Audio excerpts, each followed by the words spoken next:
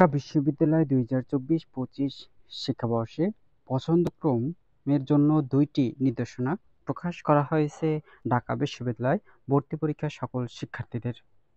বলা হয়েছে, ঢাকা বিশ্ববিদ্যালয় ২০২৪-২৫ শিক্ষাবর্ষে ৩ ইউনিটের বিষয় বরাদ্দের পছন্দক্রম পূরণ করছে। এই প্রক্রিয়ায় কিছু ক্ষেত্রে ভোগান্তিও পড়েছেন শিক্ষার্থীরা। তাদের ভোগান্তি এড়াতে ২ দফা নির্দেশনা দিয়েছে কর্তৃপক্ষ। আগামী ১৬ই এপ্রিল পর্যন্ত এই প্রক্রিয়া চলবে। সাক্ষাৎকারের সম্ভাব্য তারিখও ঘোষণা করা হয়েছে। আরও জানা যায়, ভর্তি বিষয়ক ওয়েবসাইটে নির্দেশনায় বলা হয়েছে, যেসব শিক্ষার্থী অনেক বেশি সংখ্যক বিষয় ভর্তির যোগ্যতা রয়েছে তাদের অনেকের অনলাইনে বিষয়ের পছন্দক্রম প্রদানের সময় দীর্ঘ সময়ের প্রয়োজন হচ্ছে।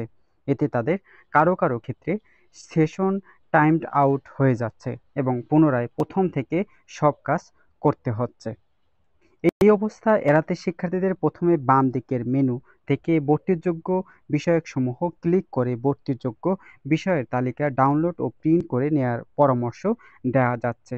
প্রিন্ট করার পর তাতে পেন্সিলে ক্রম আগে থেকে লিখে নিয়ে তারপর সে মোতাবেক বিষয়ের পছন্দক্রম অনলাইনে বাছাই করা হলে কম সময়ে তা করা যাবে।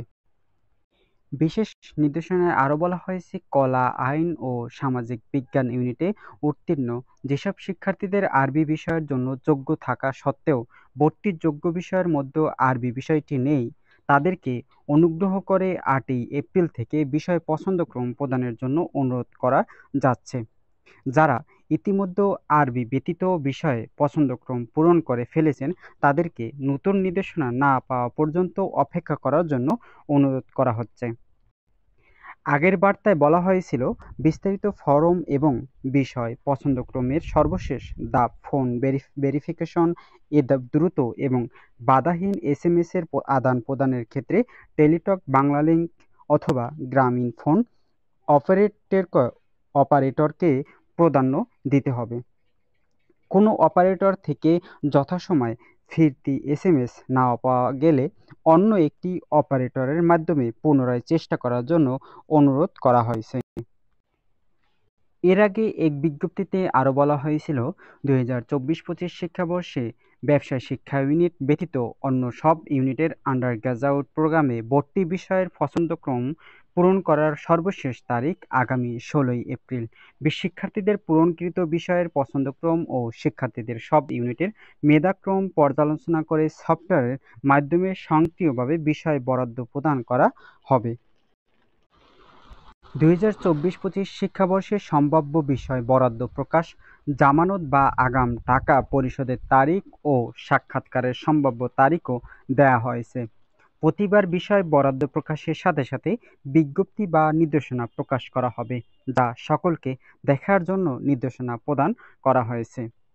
বিষয় বরাদ্দ প্রকাশ ও সাক্ষাৎকারের সম্ভাব্য তারিখ: প্রথম ধাপ ২১ থেকে ২২ এপ্রিল, সাক্ষাৎকার ২৫ থেকে ২৬ এপ্রিল, দ্বিতীয় সাক্ষাৎকার ২৯ থেকে ৩০ এপ্রিল, সাক্ষাৎকারে ২ থেকে ৩ মে, তৃতীয় সাক্ষাৎকার ৬ থেকে ৭ মে এবং সাক্ষাৎকার ৯ থেকে ১০ মে, চতুর্থ সাক্ষাৎকার ২৭ থেকে ২৮ মে এবং সাক্ষাৎকার ৩০ থেকে ৩১ মে, চূড়ান্ত ধাপ ১৬ থেকে ১৮ জুন এবং সাক্ষাৎকার ২০ জুন পর্যন্ত।